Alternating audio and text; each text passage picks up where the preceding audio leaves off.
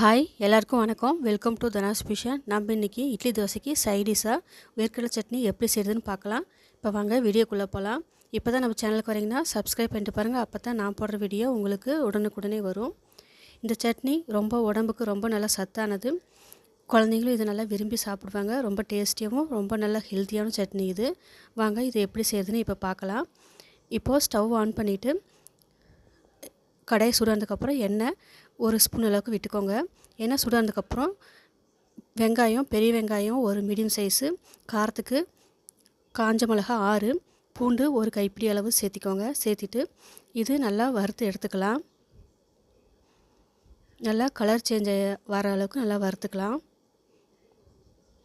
இப்போ இந்த அளவுக்கு இதெல்லாம் நல்லா வதங்கி வந்ததுக்கப்புறமா தக்காளி 2 மீடியம் சைஸ் தக்காளியை சேர்த்திக்கலாம். சேர்த்திட்டு இதையும் நல்லா வதக்கி எடுத்துக்கலாம். நம்ம இந்த தக்காளி நல்லா வதங்கி வரணும். அப்போ தான் சட்னிக்கு டேஸ்ட்டு ரொம்ப நல்லாயிருக்கும். அதனால் இது வதங்கிறதுக்காக உப்பு கொஞ்சம் சேர்த்திக்கோங்க. சீக்கிரமாக வதங்கி வந்துடும். சேர்த்துட்டு இப்போ நல்லா வதக்குங்க. சீக்கிரம் வதங்கிடும். இப்போது இது நல்லா மசிஞ்சு நல்லா வதங்கி வந்திருக்குது. இப்போ இது கூட பெருங்காயம் ஒரு 1/4 டீஸ்பூன் அளவுக்கு சேர்த்திக்கலாம். சேர்த்துட்டு ஒரு தடவை நல்லா கலந்து கொடுத்துக்கலாங்க. கலந்து கொடுத்துட்டு இப்போ நான் ஏற்கனவே வேர்க்கடலை வறுத்து இந்த மாதிரி தோலெல்லாம் எடுத்து வச்சுருக்கேன். அதை 1/2 கப் அளவுக்கு இதில் சேர்த்திக்கிறேன். நீங்களும் இதே மாதிரி வேர்க்கடலை வறுத்துட்டு தோலை நீக்கிட்டு சேர்த்திக்கோங்க.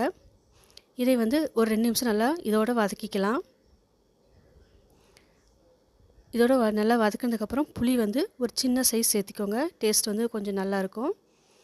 சேர்த்துட்டு ஒரு 2-3 டைம் இந்த மாதிரி நல்லா கலந்து கொடுத்துருங்க. இதோட பச்சை வாடை போகிற வரைக்கும். இப்போது இதை வேற ஒரு பிளேட்டில் எடுத்து வச்சலாம். இது நல்லா ஆறட்டும். அதுக்கப்புறம் மிக்சியில் போட்டு நம்ம அரைக்கலாம். இப்போ இது நல்லா ஆறுனதுக்கப்புறம் மிக்ஸி ஜாரில் சேர்த்திக்கோங்க. சேர்த்திட்டு தண்ணி கொஞ்சமாக விட்டு நல்லா அரைச்சி எடுத்துக்கோங்க. இப்போ இந்த சட்னி நல்லா இந்த மாதிரி நைஸாக அரைச்சி எடுத்துகிட்டு வந்துடுங்க. இப்போ வேணுங்கிற அளவுக்கு தண்ணி சேர்த்து நல்லா கலந்து கொடுத்துக்கோங்க. சட்னி காரமாக இருந்தால் தான் நல்லா சாப்பிட நல்லா டேஸ்ட்டாகவும் நல்லாயிருக்கும். அதுக்கு தகுந்த மாதிரி காரம் சேர்த்து போட்டுக்கோங்க. இப்போது தாளித்து கொட்டிடலாம். எண்ணெய், கடுகு, உளுத்தம்பருப்பு, கருவேப்பிலை தாளித்து நல்லா கொட்டிடுங்க. அவ்வளோதான், சூப்பரான வேர்க்கடலை சட்னி நம்மளுக்கு இப்போ ரெடி ஆயிடுச்சு. இது சுட சுட இட்லி கூட சாப்பிட ரொம்ப டேஸ்டியாக ரொம்ப நல்லாயிருக்கும். தோசை கூடயும் சாப்பிட்லாம்.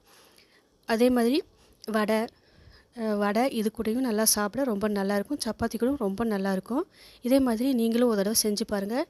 ரொம்ப நல்லாயிருக்கும். செஞ்சு பார்த்துட்டு டேஸ்ட் எப்படி இருந்துன்னு சொல்லுங்கள். நாளைக்கு இன்னொரு சூப்பரான வீடியோவில் பார்க்கலாம். தேங்க்யூ ஃபார் வாட்சிங்.